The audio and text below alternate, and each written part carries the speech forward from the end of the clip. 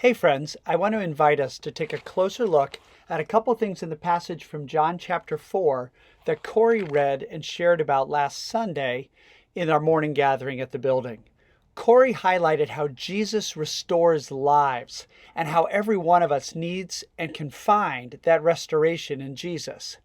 And I'd like to draw our attention to a couple other dynamics for you to discuss that are evident in this passage.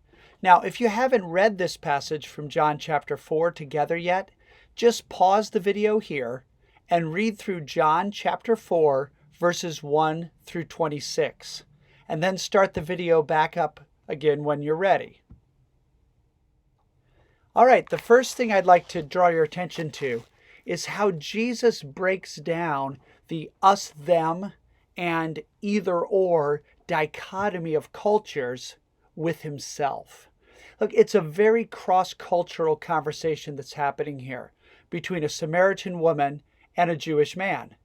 And she is very focused on the differences and barriers between Samaritans and Jews. For example, in verse 6, it's verse 9. In verse 9, the Samaritan woman said to Jesus, "You are a Jew, and I am a Samaritan. How can you ask me for a drink?" And then John gives the editorial explanation, "For Jews do not associate with Samaritans." So do you see how conscious she is? You're a Jew. I'm a Samaritan. And we can't interact together on things. We don't have common ground.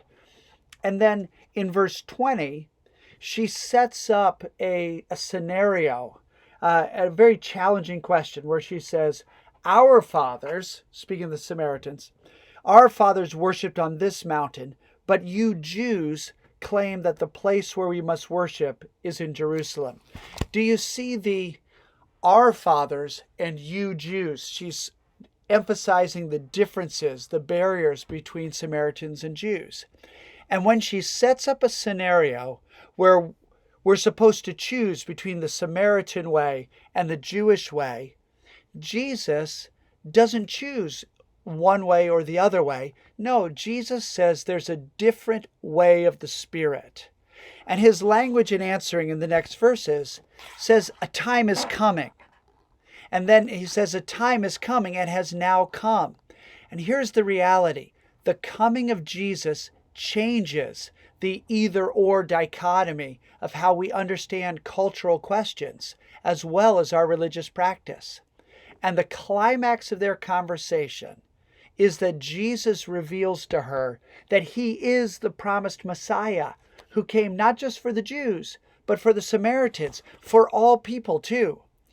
Right now, we're facing many pressures to choose sides in a conflict of cultures here in our own country. Each side presents themselves as being the ones who are right, and the other side as being very wrong. It's presented as right versus wrong, good versus evil, by both sides.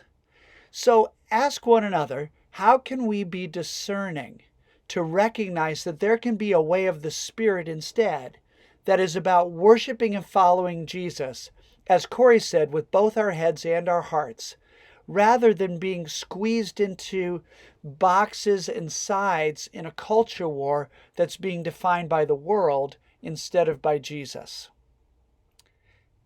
Here's another dynamic that's at work in this passage.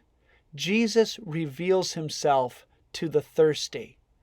Jesus' answer to the many different questions that this woman has about living water, about theology, about worship, about cultural conflicts, Jesus' answer is himself. He says to her in verse 26, "I who speak to you am he." The water that we're longing for is a person. It's Jesus, the Messiah. And Jesus reveals himself to the thirsty. And that's in contrast to how Jesus responds to the scholars. Jesus doesn't give that kind of answer to the religious leaders who are coming to compare him to their checklists. Instead, he frustrates them with his elusiveness and his unwillingness to fit into their boxes. But to the hungry, Jesus is the bread of life. And to the thirsty, Jesus is living water.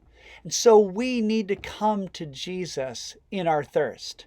He disappoints the satisfied, but he satisfies the disappointed. Don't get caught up in controversies instead of coming. Don't get distracted into debates instead of drinking. Jesus says to her, if you knew the gift of God, if you knew who it is who's come to you, you would have asked him, and he would have given you living water. There's a beautiful promise in that. Jesus gives because we ask. And when we ask, he doesn't have a whole nother set of hoops for us to jump through or a bunch of criteria that we have to fulfill. No, Jesus says that he'll give because we ask. So in your group, share a story or two about times where you came to Jesus in your thirst and he revealed himself to you in a deeper way. This woman received a deeper revelation of Jesus than all the scholars in Jerusalem did because she asked him from the very thirst of her soul. So how has Jesus shown you who he really is when you've been in a thirsty time in your life? God bless you in your time together.